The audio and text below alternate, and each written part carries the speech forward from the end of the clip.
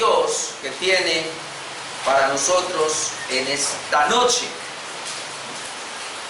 Y seguimos estudiando la carta de Santiago, epístola de Santiago. Y ya estamos, hermanos, por el mensaje número 15 de esta preciosa carta. Habíamos hecho un pequeño receso, pero volvemos y retomamos. Y estamos, hermanos, en el capítulo número 4 de esta carta o epístola de Santiago. En el capítulo 4 habíamos visto los tres enemigos del cristiano. Recuerden, el peligro del hombre interior, es decir, su carne, es un enemigo para nosotros los creyentes. El mundo que nos rodea se conoce como los principios de este mundo malsano, que está conducido por el tercer enemigo, que es el príncipe de la potestad del aire, Satanás. Y hace 8 días veíamos también el peligro de juzgar al hermano. ¿En qué sentido debemos juzgar al hermano y en qué sentido no debiéramos hacerlo? No debiéramos juzgar a nuestro hermano fácilmente sin conocer todos los detalles, pero sí debiéramos juzgarlo cuando ya conocemos todos los detalles. Es decir, Jesús dice que debemos juzgar con justo juicio. Y vamos a terminar el capítulo 4 hoy, versículos 13 al 17, del tema que es el sometimiento a la soberanía de Dios. Entonces vamos ahí, Santiago, capítulo 4, verso 13. El sometimiento a la soberanía de Dios. Y dice así la palabra de Dios: vamos ahora, los que decís, hoy y mañana iremos a tal ciudad, y estaremos allá 1 año, y traficaremos y ganaremos, cuando no sabéis lo que será mañana. Porque, ¿qué es vuestra vida? Ciertamente es neblina que se aparece por un poco de tiempo y luego se desvanece. En lugar de lo cual deberíais decir: si el Señor quiere, viviremos y haremos esto o aquello. Pero ahora os jactáis en vuestras soberbias. Toda jactancia semejante es mala. Y al que sabe hacer lo bueno y no lo hace, le es pecado. Bien, hablando hoy del sometimiento a la soberanía de Dios, tendríamos que definir primero qué es la soberanía de Dios y qué es el someternos a la soberanía de Dios. Así que voy a definir brevemente qué es la soberanía de Dios. Una buena definición sería esta: la soberanía de Dios es el principio teológico en el cristianismo que afirma la autoridad, el poder y el control absolutos y supremos de Dios sobre toda su creación. Control absoluto y supremo de Dios sobre toda su creación. Esto incluye que Dios tiene el derecho y la capacidad para gobernar el universo, establecer sus leyes, dirigir todos los eventos, incluso los que parecen aleatorios, y cumplir sus propósitos divinos para todas las cosas y personas. En otras palabras, Dios está en control absolutamente de todo, incluso de aquellas cosas que nos llegan como de una manera sorpresiva o al azar, o que fácilmente no lo esperábamos, no lo entendemos, pero Dios está en control absolutamente de todo lo que ocurre en toda su creación. A Dios no se le escapa absolutamente nada. Eso es lo que entendemos como la soberanía de Dios. Y el pastor John MacArthur también nos da una pequeña definición. Él dice: ninguna doctrina es más despreciada por la mente natural que la verdad de que Dios es absolutamente soberano. El orgullo humano aborrece la idea de que Dios ordena todo, lo controla todo y gobierna sobre todo. La mente carnal, ardiendo de enemistad contra Dios, aborrece la enseñanza bíblica de que nada sucede excepto de acuerdo con su eterno decreto. Y luego habla de la salvación, dice, por encima de todo, la carne aborrece la idea de que la salvación es totalmente obra de Dios. Si Dios escogió quién sería salvo, y si su elección fue hecha antes de la fundación del mundo, entonces los creyentes no merecen crédito por su salvación.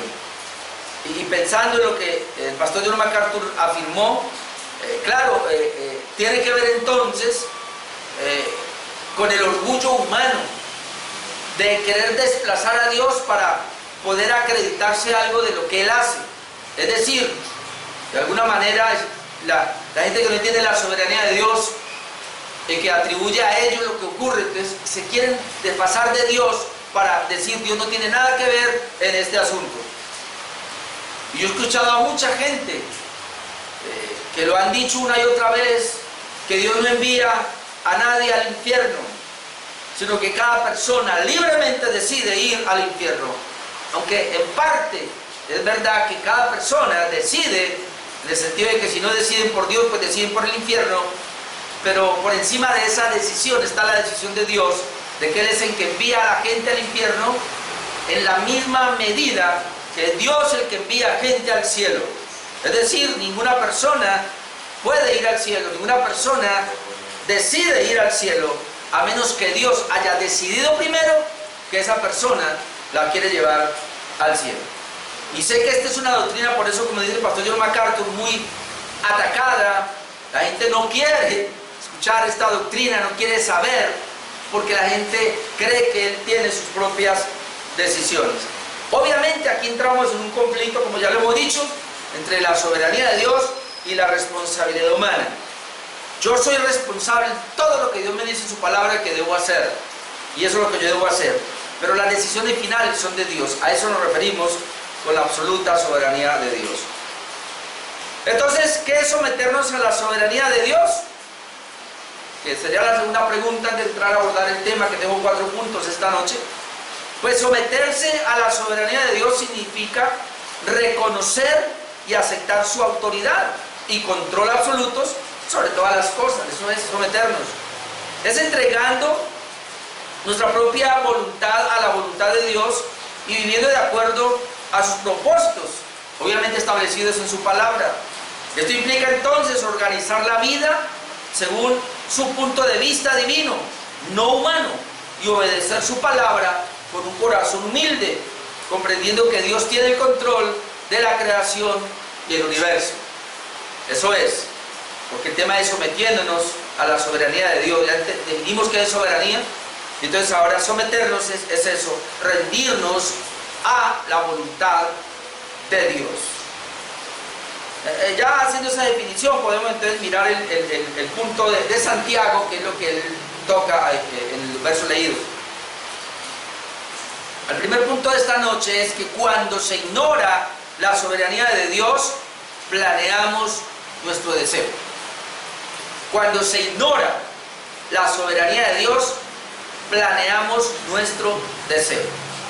Es decir, sin consultar a Dios, planeamos las cosas y queremos que ellas se lleven a cabo. Y eso es lo que le estaba pasando a la iglesia a la cual Santiago le escribe. Santiago 4, versículos 13 y 14, la primera parte dice: vamos ahora, los que decís. O sea, dentro de la iglesia había gente que estaba diciendo, y entonces dice: vamos ahora, los que decís. ¿Qué decían? Hoy y mañana iremos a tal ciudad. ¿Sabes lo que están diciendo? Hoy no vamos, o mañana vamos. Hoy voy a ir allí, mañana voy allá, voy a tal ciudad. Y estaremos allá un año. Allá me voy a quedar un año. Voy a ir a tal ciudad, voy a estar un año allá. Voy a ir a otra, ya me quedo 6 meses, qué sé yo. Estaremos allá un año. ¿Y qué vamos a hacer? Y traficaremos y ganaremos. Vamos a hacer negocio en esa ciudad. ¿Sí? Un año voy a hacer negocio allá, el otro allá, y bueno, traficaremos. Ya listo. Cuando no sabéis lo que será mañana. ¿Ven? Cuando no sabéis lo que será mañana. Entonces, lo que Santiago está diciendo aquí es que Él encontró personas en la iglesia que estaban de esa manera diciendo, wow, yo voy a hacer este negocio, voy a hacer este otro, voy a hacer en tal ciudad. Y dice, vamos a ver si se les va a dar. ¿Acaso usted por qué planea de esa manera y usted cree que va a ser así? ¿Acaso usted sabe qué va a pasar mañana? Dice que se viene a la ciudad a traficar un año allá. ¿Usted cree que puede y si fracasa? Usted dice que se va. Mucha gente, yo conozco que ha sido así con el sueño americano. Hoy para Estados Unidos voy a hacer plata, voy a comprarme un apartamento. Algunos les ha pasado, otros vienen, como dicen, con el rabo entre las piernas. Muchos conocemos, fueron a Europa también, a España, por allá, a hacer negocios. Muchos lo devolvieron, regresaron mal. He conocido de personas, inclusive, que levantaron casas y compraron apartamentos allá y luego hubo algo fuerte allá y perdieron todo lo perdieron. Los que ganaron fueron los que enviaron plata para Colombia, acá compraron sus propiedades. Eso sí les fue bien, porque cuando hubo un problema financiero allá, bueno. Pero la idea es esa, gente que se mentaliza a decir, voy a hacer un negocio, voy a hacer en tal ciudad esto, y no se tiene en cuenta a Dios. Por eso el primer punto es, cuando se ignora la soberanía de Dios, planeamos nuestros deseos sencillamente. Entonces, esta forma de pensar, hermano, lo único que demuestra es confianza en sí mismo y no en Dios. Y el comentarista Simon Kistemaker dice acá, el hombre habla y hace planes como si fuera el amo de su vida y Dios no existiera. Es como lamentablemente está la mayoría. Y Dios dice, ¡qué estupidez! Santiago ha alcanzado a oír esta charla absurda. La registra y demuestra a sus lectores la insensatez de vivir una vida de ateísmo práctico. Luego dice, aquí tenemos un ejemplo de gente que hace sus planes y su trabajo sin pensar en Dios. ¿Ven? Eso es lo que Santiago está tratando de demostrar. Gente que dice, voy a hacer esto, voy a hacer lo otro y planea. Y otra vez, yo he conocido el testimonio de mucha gente. Dice, yo voy a hacer plata, mamá, papá, yo le voy a comprar una casita, papá, yo voy a hacer esto y me meto. Y estudian y todo, y cuando ya están para comenzar, murieron. Y los padres quedaron ahí con la promesa que les hizo el hijo. Hermanos, eso lo vamos a ver en el otro punto del por qué debiéramos pensar de esa manera. Pero esto es muy parecido, hermanos, a lo que precisamente Jesús lo dijo. Palabras similares a Santiago en Mateo 24, 36 al 39. Jesús lo dijo hablando de la segunda venida. Mateo 24, 36. Él dice, pero del día y la hora nadie sabe, ni aun los ángeles de los cielos, sino solo mi Padre. Hablando de la segunda venida nadie sabe, como tampoco sabemos lo que dice, no sabemos qué será mañana, dice Santiago 37. Más como los días de Noé, y ahora nos trae qué pasó en los días de Noé. Porque es semejante a lo que Santiago está pensando. Más como en los días de Noé o en el tiempo de Noé, así será en la venida del Hijo del Hombre. Muy similar a lo que pasaba en los días de Noé, va a ser muy similar en la venida de Cristo por segunda vez. Dice, porque como en los días antes del diluvio, es decir, los días de Noé, ¿qué estaban haciendo? Mire que es parecido, vamos. Estaban comiendo, no es que esté malo. Estaban bebiendo, no es que esté malo, siempre y cuando no sea embriaguez. Estaban casándose y dándose en casamiento. Es decir, ellos habían planificado toda su vida y estaban haciendo eso, dice. Pero lo estaban haciendo hasta el día en que Noé entró en el arca. Y lo seguían haciendo. Y no entendieron, este es el punto. Y no entendieron hasta que vino el diluvio y se lo llevó a todos. Así será también la venida del Hijo del Hombre. Lo que Jesús está diciendo es muy sencillo. ¿Qué hacía Noé? Hacía el arca. ¿Qué hacía Noé? Les predicaba para que sean salvos de esta perversa generación, confiando y entrando en el arca, preparándose para el diluvio que iba a venir. Va a venir un diluvio, va a venir un diluvio. ¿Qué diluvio? Casémonos. ¿Qué diluvio? Vamos a planear un matrimonio y listo. ¿Qué diluvio? Vamos a planear negocios. ¿Qué diluvio? Vamos a tener una fiesta donde vamos a emborrachar, vamos a beber, vamos a comer. Yo aquí tengo marranos, yo aquí tengo una cantidad de terneras. Vamos a hacer 15 una ternera a la llanera. ¡Qué diluvio! Y estaban en esos planes cuando se oscureció todo. No entró corriendo, entró los animales, se cerró la puerta y quedaron todos. ¿Ah? ¿Dónde quedó los que recién se habían casado? Ni luna de miel pudieron tener. el festín se quedó. Es decir, lo que el Señor está diciendo acá es toda esta gente que ha planeado para el futuro. Ellos no sabían qué es del mañana, pero ellos pensaban sin Dios que todo lo que han planeado lo iban a conseguir. Y eso tenemos a mucha gente en la misma situación. Y Steinmaker aquí vuelve a decirnos la razón por la que Santiago reprende a los mercaderes en su falta de atención a Dios. Dice que para ellos el dinero es mucho más importante que servir al Señor. Ese era el problema. El dinero era mucho más importante que servir al Señor. Dice que hacen planes para el futuro sin preguntarse acerca de la voluntad de Dios. Señor, ¿esto es lo que tú quieres para mi vida? ¿O es lo que yo deseo? Por eso dijimos que el primer punto es alejar a Dios. Cuando no se entiende la soberanía de Dios, entonces yo planeo mis deseos. Pero cuando alguien entiende la soberanía de Dios, planea dependiendo de si es la voluntad de Dios o no. Que son dos cosas distintas. Steinmaker dice, viven como el hombre descrito en la parábola del necio rico. Ni siquiera se dan cuenta de que no pueden añadir siquiera un minuto a su vida. Y entonces voy a leer esa parábola que está en Lucas 12, 16. Lucas 12, 16. Y es el mismo planteamiento que ya vimos en Santiago, que Jesús tenía, pero que ahora Él lo va a decir con aquellas personas otra vez, que planean sus vidas, pero ellos no saben si va a venir el mañana, pero están tan convencidos que va a venir mañana, que este es el pensamiento de ellos. Dice, Lucas 12, 16, también le refirió una parábola diciendo, la heredad de un hombre rico había producido mucho, y él pensaba dentro de sí diciendo, ¿qué haré? Porque no tengo donde guardar mis frutos. Es decir, estaba creciendo el hombre. Y digo, esto haré.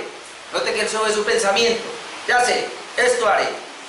Derribaré mis graneros y los edificaré mayores, y allí guardaré todos mis frutos y mis bienes. ¿Estaba mal ese pensamiento? No, no estaba mal.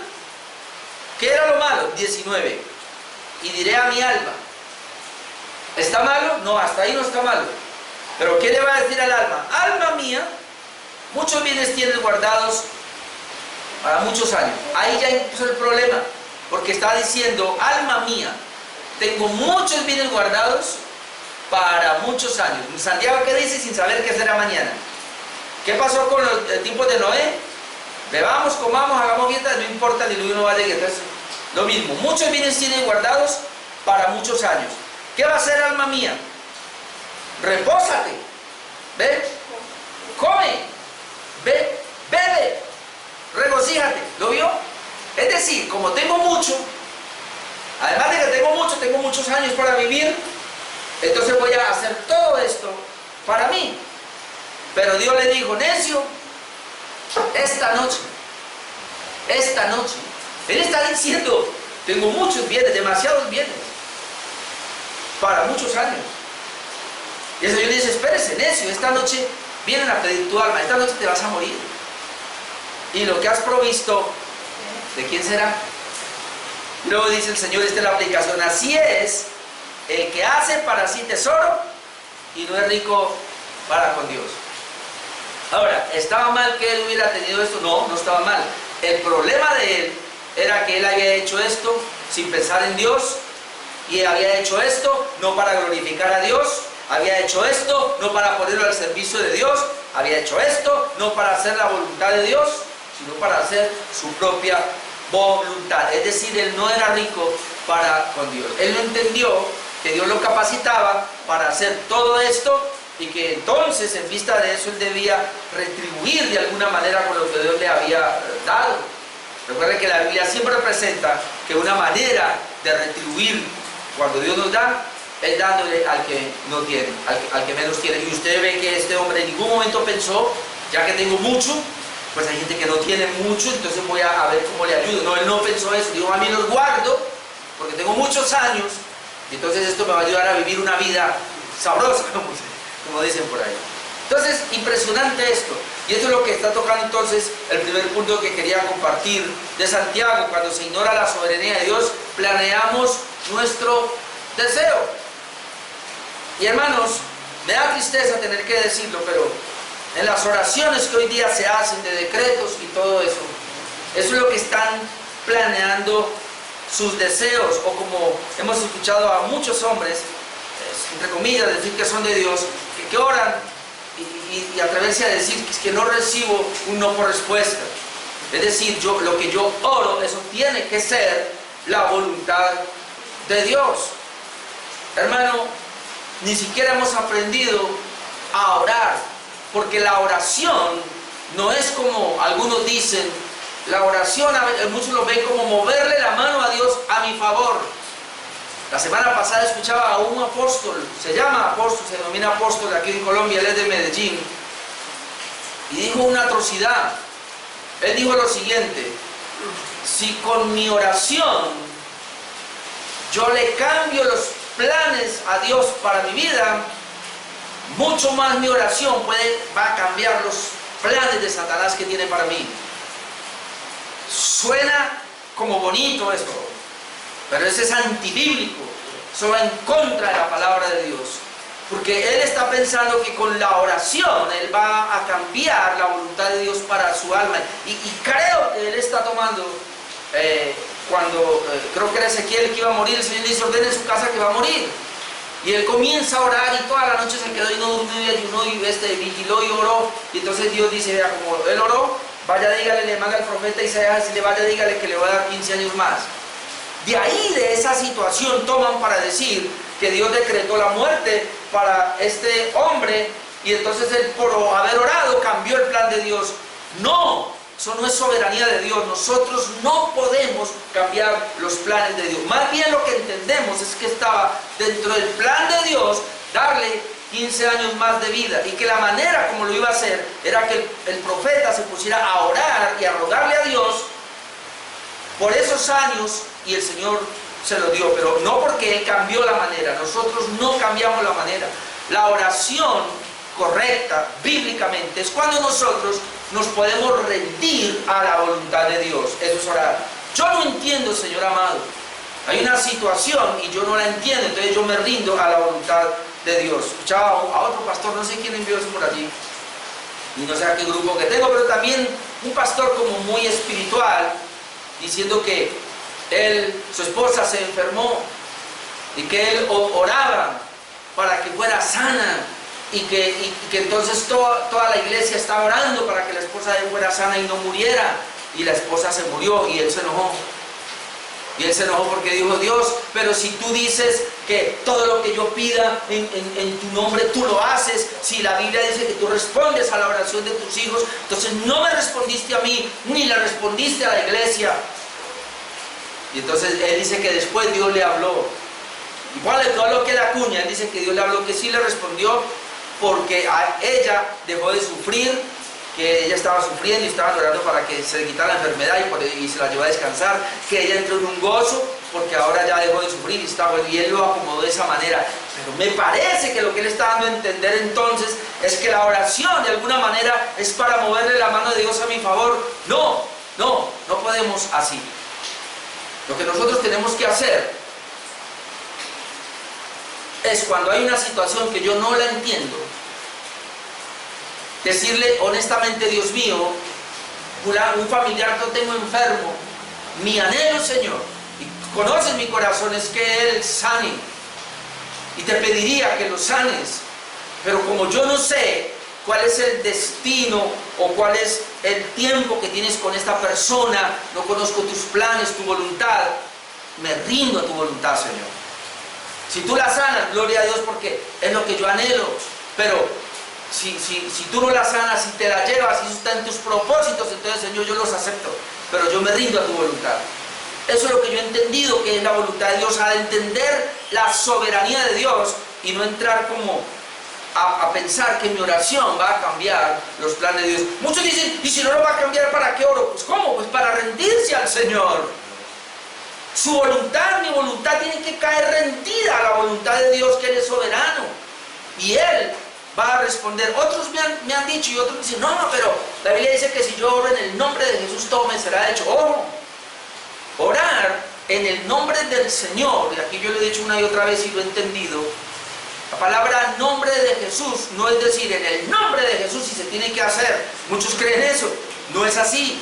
Orar en el nombre de Jesús es orar en la autoridad de ese nombre, es decir, en la voluntad de ese nombre. Así que cuando yo voy a orar en el nombre de Jesús, yo tengo que conocer primero la voluntad de Dios en su palabra. Y de acuerdo a la voluntad de Dios, yo oro, Señor, según tu palabra, esa es tu voluntad. Entonces, Señor, oro de esa manera. Orar en el nombre de Jesús es orar bajo la autoridad de ese nombre. Es decir, otra vez, me rindo, yo no entiendo, yo no sé cuáles son tus decisiones, y yo dejo que tú actúes de acuerdo a tus decisiones. Ahora, no está mal que yo le diga mi deseo, pero aún así, Señor, siendo mi deseo, y no está mal que yo le pida, Señor, pudieras complacer mi deseo, pero aún así terminemos rindiéndonos al deseo de Dios. Eso es lo que yo he entendido en todos estos años que llevo en el Evangelio. Siguiendo con esa misma, vemos el punto 2, cuando se ignora la soberanía de Dios, olvidamos que la vida es corta. Versículo 14, la última parte de Santiago, Santiago 4:14, la última parte, dice, porque, ¿qué es vuestra vida? Vamos, los que dicen mañana iremos y reviviremos cuando no sabemos qué es mañana. Y luego dice, porque, ¿qué es vuestra vida? ¿Qué es mi vida? ¿Qué es la vida del hombre? Ciertamente es neblina que aparece por un poco de tiempo y luego se desvanece. ¡Ay, Padre! Entonces cuando nosotros queremos orar para que Dios se haga lo que yo quiero, como que me estoy dando mucha importancia. Y ese es el problema, que mucha gente, que porque somos hijos de Dios, entonces yo puedo hacer. Y ese es el problema que hoy se ha metido en la iglesia. Diciendo que porque somos hijos de Dios, tenemos una palabra creadora en nuestra boca.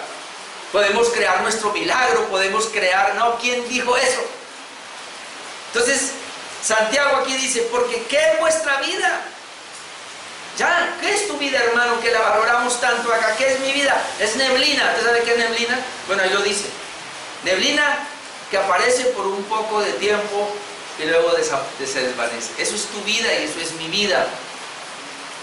Es una neblina. Hoy usted la vio, mañana no la vio.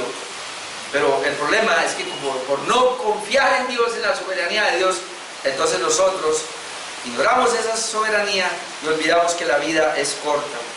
La vida es breve y Dios nos la dio, hermanos, con un propósito. Entonces debemos vivir para cumplir el propósito de Dios y no el nuestro. Otra vez, si entendemos que Dios nos dio la vida, entonces ahora digamos, ¿para qué me la dio, Señor? Y cumplamos ese plan, cumplamos ese propósito. Después de que Salomón, que escribió Eclesiastés, dijo tanto, y usted puede leer Eclesiastés y pareciera que Salomón decía, yo lo he experimentado todo y al final todo es vanidad. Pero ¿cómo termina Eclesiastés 12:13? Entonces él dice, vea, el fin de todo el discurso oído es este: teme a Dios y guarda sus mandamientos, porque esto es el todo del hombre. ¿Qué es el todo del hombre? ¿Qué es la vida del hombre entonces? Temer a Dios y guardar sus mandamientos. Ahí está. Como la vida es efímera, como la vida se nos va, como es como neblina, desaparece en algún momento, no sabemos, nosotros vamos a quedar siempre ahí, no sabemos cuándo desaparece. Entonces mientras estemos allí, hermano, pues entonces dice, temamos a Dios y guardemos sus mandamientos. Eso es el todo del hombre. Los teólogos reformados, hermanos, en sus credos y en sus catecismos, confirmaron que la finalidad principal del hombre es glorificar a Dios y disfrutarlo para siempre. Tener en mente eso. Usted lee el catecismo de Heidelberg, usted ve las confesiones de Westminster que tenemos nosotros de Bautista, y usted va a encontrar la pregunta que le hacen, bueno, ¿para qué? ¿Cuál es el propósito del hombre? Es ese. El hombre debe vivir solamente para darle la gloria a Dios, y cuando le da la gloria a Dios en lo que hace, pues lo disfruta, hermanos. Lo más maravilloso es hacer la voluntad de Dios. Mire que a mí me pasa cuando yo estoy haciendo la voluntad de Dios, yo me gozo. Hay un gozo interno, hermanos, que no me lo da el pecado, que no me lo da ningún disfrute de esta creación. Hacer la voluntad de Dios es lo más hermoso. Ahora, entonces, para poder llegar allí debemos pedirle sabiduría a Dios para nuestro diario vivir. Mira lo que dice el Salmo 99. Salmo número 99. Dice el salmista, porque todos nuestros días declinan. Todos nuestros días declinan a causa de tu ira. Obviamente él viene hablando acerca del pecado y cómo la ira de Dios se activa por ese pecado. Entonces dice, todos nuestros días declinan a causa de tu ira, la ira de Dios. Acabamos nuestros años como un pensamiento. ¿Cómo son los años? Como un pensamiento, volás.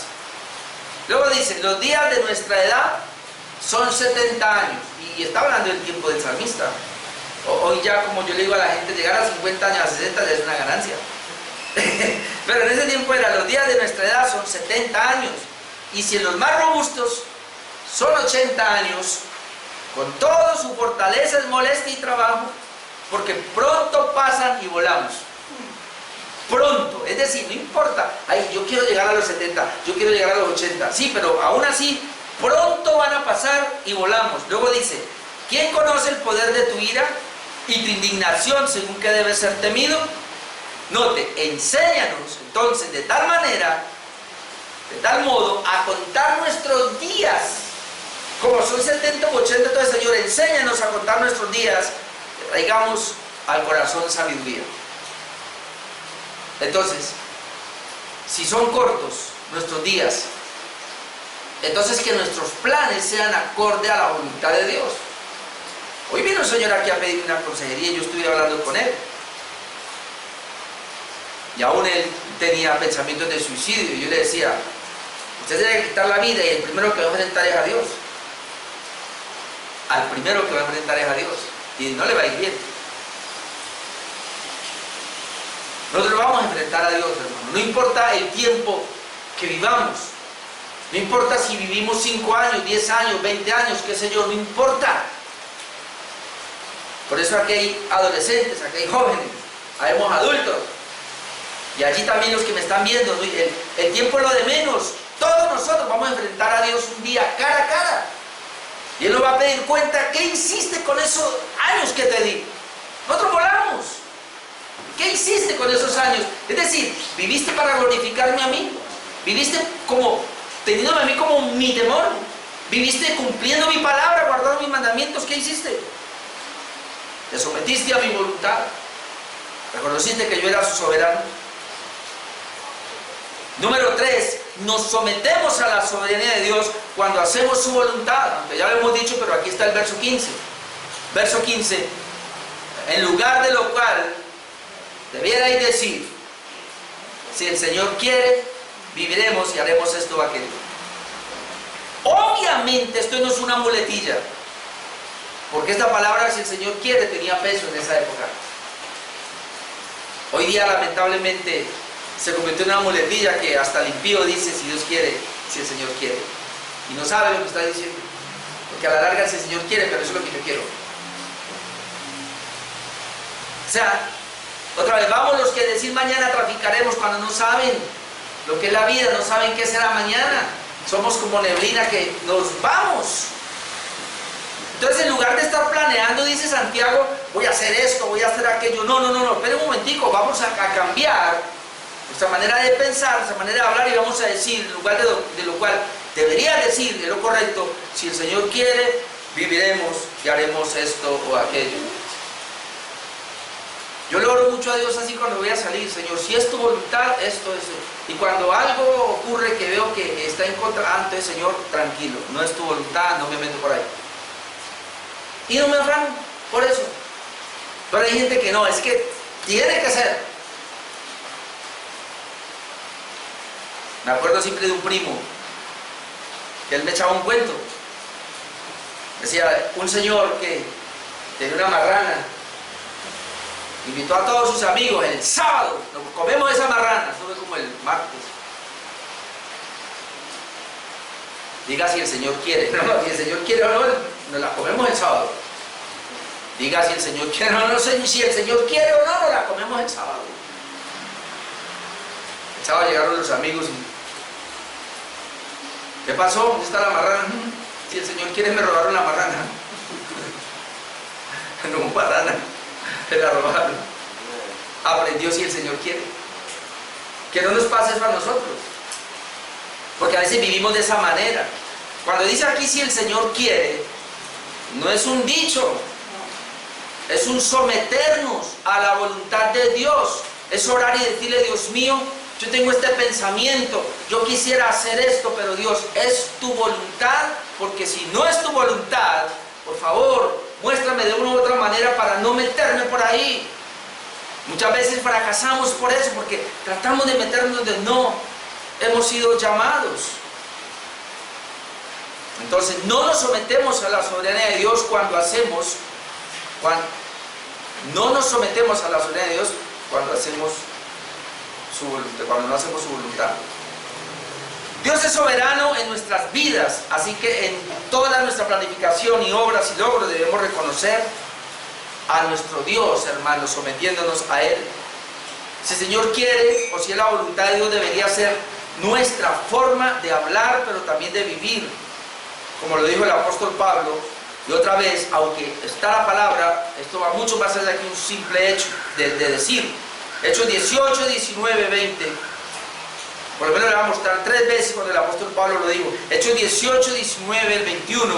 Dice: y llegó a Éfeso, y lo dejó allí, y entrando en la sinagoga discutía con los judíos, los cuales le rogaban que se quedase con ellos por más tiempo. Allí los judíos de Éfeso: por favor, quédese por más tiempo acá. Mas no accedió, es decir, él no quiso quedarse, sino que se despidió de ellos diciendo: es necesario que en todo caso yo guarde en Jerusalén la fiesta que viene. Es decir, no me puedo quedar porque tengo que ir a la fiesta en Jerusalén, pero otra vez volveré a vosotros. La promesa que les hace: yo me voy a Jerusalén porque tengo que ir, pero otro día voy a volver a vosotros, si Dios quiere, si es la voluntad de Dios. Ahorita no puedo porque tengo que ir a Jerusalén. Creo que ahí era que iba a llevar la ofrenda allá. Pero otro día voy a volver a vosotros, si Dios quiere, por si es la voluntad de Dios. También en 1 Corintios 4, 18 y 19 leemos. Recuerden que él les escribe la carta a los Corintios. Y aquí le dice: mas algunos están envanecidos, como si yo nunca hubiese de ir a vosotros. Pablo, que va a ir por acá. Dice: pero iré pronto a vosotros. Otra vez, si el Señor quiere. Y conoceré no las palabras, sino el poder de los que andan envanecidos. Yo voy a ir a ustedes, aunque ustedes no me esperan, yo voy a ir. Pero dice: si el Señor quiere. Y miremos otro, 1 Corintios 16, 7, donde dice: porque no quiero veros ahora de paso, pues espero estar con vosotros algún tiempo, si el Señor lo permite. Entonces mire que Pablo siempre ponía por delante la voluntad de Dios. Yo quiero ir, pero si Dios lo permite, voy. Y si no, pues no voy. Entonces es así, mi amado hermano. Vamos a planear las cosas, claro, hay que planearlas. Hay que tener visiones, claro, sueños, sí, pero que todos se sometan a Dios. Y Dios de alguna manera nos va a ir encaminando. Hay personas, inclusive el mismo Martín Lutero, el padre le pagó la abogacía y él estudió abogacía y comenzó a ejercer el derecho. Pero él no quería, internamente no, hasta que él se metió y se fue más bien de cura, de sacerdote. El papá le vino encima y le paga una carrera universitaria y usted se me va por otro lado.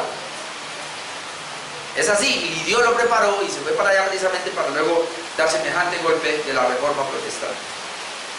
Así que, hermanos, así hagamos las cosas, planeemos, de repente el Señor nos va a llamar. Yo estaba juicioso también en mi vida, yo quería hacer mis cosas, nunca pensé. De hecho, la vida de la iglesia no me gustaba mucho, pero cuando recibo el llamado de Dios yo me asusté y dije: ¿yo por qué? Ir a hablarle un poco a gente, a mí me da miedo, soy tímido. Siempre que yo estudiaba no me gustaba que me preguntara porque me ponía pálido, verde, no sabía qué responder. Y entré al seminario y la misma cosa, en el seminario yo temblaba cuando tenía que hacer trabajos, exposiciones. Pero aún así, Dios me capacitó. Así que, hermanos, no es lo que uno quiere, sino lo que Dios quiere. Y cuarto punto, y yo sé que esto es fuerte, y eso es concluyendo esta parte: es pecado no someternos a la soberanía de Dios. Versos 16 y 17. Es pecado no someternos entonces a la soberanía de Dios. Dice: pero ahora os jactáis en vuestras soberbias.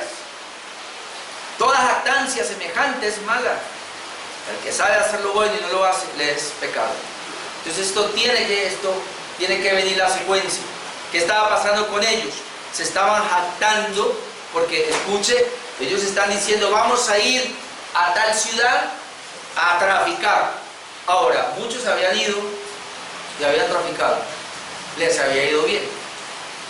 Y ahí es donde entramos en Santiago. Tiene que decir, usted tiene que decir si el Señor quiere, porque hay una soberbia, y eso es así. Cuando yo planeo las cosas sin Dios y no le consulto a Dios y me sale bien, hay cierta soberbia.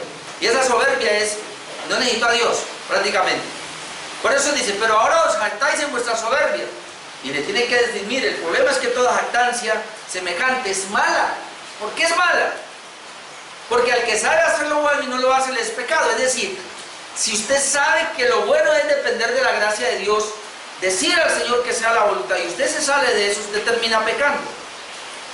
A esas personas entonces que no tenían en cuenta a Dios, y sin embargo habían tenido cierto éxito, entre comillas, digámoslo así, se jactaban de sus logros sin Dios, y eso era pecado según Santiago. La jactancia humana entonces es vana, porque le da la gloria al hombre y no a Dios. Imagínense, si una persona se somete a la voluntad de Dios, Señor, si es tu voluntad, si tú quieres, yo hago esto, y entonces le salió bien el negocio, ¿a quién le da la gloria? A Dios. Pero si la persona no se somete a Dios, no toma en cuenta a Dios, igual se mete a hacer el negocio y le sale bien el negocio, ¿a quién le da la gloria? Pues a sí mismo. Y por eso es pecado, porque no busca la gloria de Dios. Ahora, el hecho de que a muchos les vaya bien, o lo que va a decir, sin consultar a Dios, habla de la gracia común de Dios y de la confianza del hombre en sí mismo y en Dios. Son dos cosas que hay ahí. Si alguien planea lo que sea y tiene éxito y le va bien, eso hace parte de la gracia común de Dios. Pero ese éxito y ese que le va bien también está hablando de que él confía mucho en sí mismo y él no confía en la soberanía de Dios. ¿Cómo vemos eso? En Mateo 5, 44, 45 lo vemos, donde dice, pero yo os digo, amad a vuestros enemigos, bendecid a los que os maldicen, haced bien a los que os aborrecen, y orad por los que os ultrajan y os persiguen, para que seáis hijos de vuestro Padre que está en los cielos. Note que hace salir su sol sobre malos y buenos, que hace llover sobre justos e injustos. Dios no va a retener la lluvia o el sol para las cosechas de los impíos o para aquellos que no buscan a Dios. Porque Dios, hermanos, es el creador de todo y es el sostenedor de todo. Así el hombre no busque a Dios. Eso se llama la gracia común de Dios. Pero a nosotros los cristianos no debemos hacer eso, porque ese hombre precisamente por la gracia de Dios tiene tanto éxito que no toma a Dios en cuenta. Y entonces ellos están confiando en sí mismos, como ya dijimos, no le da la gloria a Dios. Colosenses 3, 16, 17 nos dice así: la palabra de Cristo mora en abundancia en vosotros, enseñándoos y exhortándoos unos a otros en toda sabiduría, cantando con gracia en vuestros corazones al Señor con salmos, himnos y cánticos espirituales. Eso es lo primero que debe haber, una persona llena de la palabra de Dios, diría Santiago. Y luego, y todo lo que hacéis, note ya la expresión, todo lo que hacéis, sea de palabra o de hecho, hacedlo todo en el nombre del Señor Jesús, dando gracias a Dios Padre por medio de Él. ¿Qué pasaba con la iglesia de Santiago? Que ellos no lo hacían en el nombre del Señor. Ellos no lo hacían bajo la dirección de Dios, buscando la voluntad de Dios. Y ahí es donde estaba el problema. Pero una persona que está llena de la palabra de Dios, esa persona sí puede hacer todo bajo el nombre del Señor. Otra vez, ¿qué es el nombre del Señor? La autoridad del Señor. Que lo que yo haga esté aprobado por Dios. Que lo que yo haga sea la voluntad de Dios. A eso es que apunta. Entonces cuando Santiago dice, vamos, los que dicen, vamos a traficar, mañana haremos esto, pero debieran decirlo más bien, usted no sabe lo que será mañana, la vida es efímera, se va. Debieran de decir más bien, si el Señor quiere, lo que Santiago está diciendo es, nunca se olviden que Dios es soberano, nunca se olviden que yo para reconocer la soberanía de Dios, debo someterme a su voluntad y hacer solamente su voluntad. Si yo saco a Dios de la ecuación, saco el nombre del Señor de la ecuación, hago las cosas a mi manera. Ahora, vuelvo y explico. No hay un ser humano que haga algo que Dios no lo esté ahí respaldando, en el sentido de que Él cuida su creación. Pero ellos no lo saben. Y precisamente, como ellos no se rindieron a Dios, se rindieron a sí mismos, crecieron para ellos, no hicieron la voluntad de Dios, ellos recibirían su paga en el infierno. Eso es lo que Santiago quiere evitar. Y el texto que conocemos, y como habíamos dicho que era lo que los reformadores tenían en mente, 1 Corintios 10:31, entonces, ¿cómo yo puedo hacer la voluntad de Dios? Si pues coméis o bebéis o hacéis otra cosa, 1 Corintios 10:31, hacedlo todo para la gloria de Dios. Si coméis o bebéis o hacéis otra cosa, es decir, hermanos, algo tan sencillo como comer, tan sencillo algo como beber. Dirá alguien, pero bueno, voy a beber un vaso de agua, y ¿cómo así? Sí, Señor. Nosotros somos personas que dependemos de Dios, dependemos de la soberanía de Dios, dependemos de la voluntad de Dios, así que reconozcámosla. Y no importa lo más insignificante que yo pueda hacer, hágalo todo para la gloria de Dios, no para mí. Ese es el punto. No hacer entonces la voluntad de Dios es pecado. Y en esto el hombre es responsable.